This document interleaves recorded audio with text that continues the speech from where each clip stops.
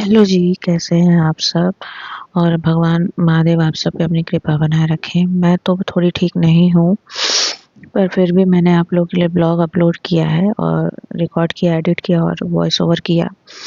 बोला नहीं जा रहा है मुझसे, पर मैंने सोचा नहीं, आप लोग वेट करते हैं और मैं आप लोग के लिए ज़रूर इतनी तकलीफ़ और इतनी मेहनत तो कर ही सकती हूँ। तो मैं यहाँ पे यही बात कर रही थी कि पहले तो मैंने सोचा आप लोग के लिए वीडियो अपलोड कर देती हूँ, पर मैंने सोचा नहीं, मैं पूरा ब्लॉग ही अपलोड करूँगी। थोड़ा बहुत ही जो मैंने शॉपिंग किया है वो और जो भी मैंने रेसिपी रिकॉर्ड की है वो ज़रूर आप लोग के लिए लेके आऊँगी। तो मैंने सरसों के साग की एक अलग रेसिपी रिकॉर्ड की है और मीशो से, अमेज़न से शॉपिंग किया था, वो मैंने आप लोग अपलोड किया है। आप लोग पूरा ब्लॉग ज़रूर देखिएगा।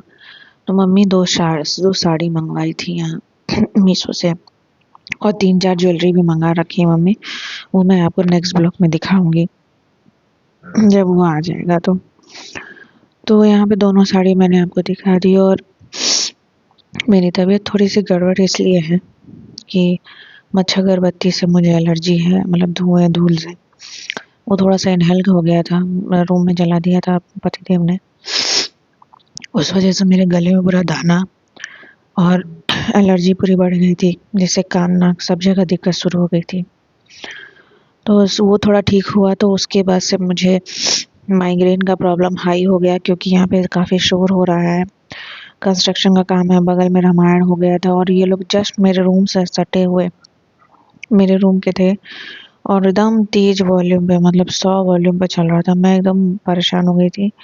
एक पत्ता नहीं तो आधा पत्ता मैंने क्रोसिन पेन रिलीफ ख़त्म कर दिया, नहीं आराम हुआ तो फिर मैं गई, कल दवा लेकर के आई, क्योंकि ये जो माइग्रेन का प्रॉब्लम है मेरा, एक तरफ से पकड़ा सर, कान, फिर दाँत, जबड़ा, गर्दन, सब जगह दिक्कत दे रहा है। तो इस वजह से मैं दवाई लेकर के थोड़ा-सा आराम हुआ है मुझे, तो मैं सोचा कि चलिए चाय-वाय पीते-पीते आप लोग के लिए ब्लॉग अपलोड करती हूँ, वॉइस ओवर करती हूँ। तो मैंने अब पहली बार अपनी लाइफ़ में सरसों का साग बनाया है। इससे पहले मम्मी को देखा था मैंने बनाते हुए, मतलब अपनी सास को, वो बहुत बढ़िया बना था और इससे पहले, शादी से पहले मेरी मम्मी ही बनाती थी। वो सरसों का साग सरसों के मसाले में बनाती थी। पता नहीं कैसा बनाती थी, लेकिन बहुत अच्छे से बनाती थी और बहुत गज़ब का। मैं तो चावल से जनरली खाती थी, मैं रोटी से नहीं खाती थी। और मैं साथ ही में मूली और मूली का साग बना रही थी सॉरी। तो चूँकि मैं शादी से पहले इतना मूली और मूली का साग नहीं खाती थी, मुझे पसंद ही नहीं आता था, पर हाँ, आप जब जैसे-जैसे आपकी सिचुएशन और हालात और चीज़ें बदलती हैं, उम्र बढ़ती है, तो सब आपको समझ में आ जाता है क्यों, कैसे होता है, मम्मी-पापा क्यों करते हैं। तो इस वजह से मैंने कोई सब्ज़ी नहीं बनाई, मैंने यही 2 साग बनाए। लहसुन, मिर्चा, अदरक, प्याज़ सब पीस करके पहले उसको भुना, फिर टमाटर को भुना और कुछ मसाले डाल के बेसिक मैंने बना दिया। अच्छा बना था, मैंने खाया पर पूरा ख़त्म नहीं कर पाई मैं, ना ही हस्बैंड ख़त्म कर पाए। और मेरी सास बनाई थी, बहुत अच्छा था, और मेरी मम्मी भी बनाती थी, बहुत अच्छा था। और एक फूल आता है, मुझे याद नहीं है उसका नाम, मेरी सास बनाई थी। मैंने उस 1-2 बार, वो लोग जो भी एक बार खाए होंगे, बाकी जो बचा मैंने सारा चावल से लपेट लिया। मुझे बड़ा अच्छा लगा। इतना अच्छा बनाई थी मम्मी। और मेरी मम्मी भी बनाती हैं, वो जब उनका हाथ-वाथ ठीक था शादी से पहले।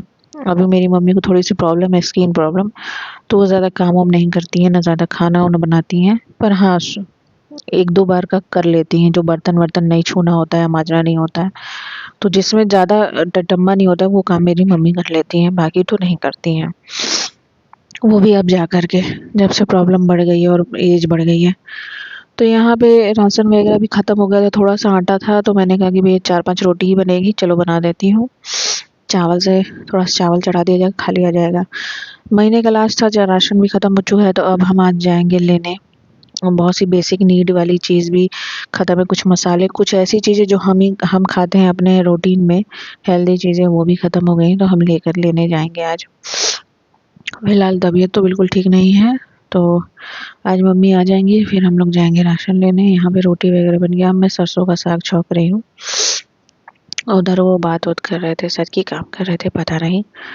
और ऐसे मैं ठंडी-गर्मी में बीमार नहीं पड़ती हूँ, पर जिस चीज़ से मुझे एलर्जी है, अगर वही हो जाती है तो फिर मैं भयंकर बीमार पड़ती हूँ। फिलहाल तो मुझे जाना भी है गोरखपुर, तो उसकी भी मैं क्या शॉपिंग कर रही हूँ, क्या पैकिंग कर रही हूँ, मैं सब दिखाऊँगी आपको जैसे ही तबीयत सही हो जाती है। तो अभी तो मैंने पैकिंग नहीं शुरू की है, शॉपिंग भी नहीं शुरू की है, देखते हैं। अब मुझे जाना है, दिसंबर में ही जाना है, मेरी टिकट हो चुकी है, देखते हैं। मैं नहीं जा मतलब बिना कुछ नहीं, अगर ऐसा हुआ कोई प्रॉब्लम नहीं आई तो हम पहुँच मतलब मैं चली जाऊँगी, बाकी लोग कार से आएंगे, क्योंकि मुझे कार में उल्टियाँ आती हैं, मैं बैठ नहीं पाती हूँ लंबे समय के लिए, और मेरी कमर में सबसे दिक्कत हुआ, मैं कार में, बाइक पे, स्कूटी पे कहीं पे भी लंबे समय तक नहीं बैठ पाती। मुश्किल से 1-2 घंटा ही बस, उसके बाद से मेरे कमर में प्रॉब्लम शुरू हो जाता है। मैंने सोचा था बनारस में बहुत सी दरी हैं, बहुत सी जगह है, मंदिर है, मैं आप लोगों को दिखाऊंगी, पर वो इतने दूर दूर हैं, मतलब 2-2 3-3 घंटा लग जाता है वहाँ पहुँचने में, और ट्रैफिक हो तो फिर 3 घंटा तो प्रॉपर गया।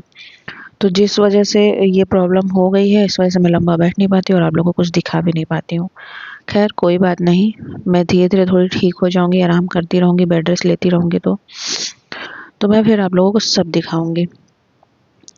मैंने ब्लॉग तो अपलोड कर दिया है, आप लोगों को कैसा लगा ज़रूर बताइएगा। मेरी शॉपिंग है और मेरा खाना, मेरे रेसिपी सब, और फिर मैं आपको नए ब्लॉग में कुछ नया लेकर के आऊँगी। जितनी भी मैंने चीज़ें ली हैं, मम्मी मंगवाई थी वो भी, और तब तक के लिए इतना ही, एंजॉय करिए। फिर मैं मिलती हूँ नए ब्लॉग में। अपना ख्याल रखिएगा, मैं भी अपना ख्याल रख रही हूँ। Bye bye bye.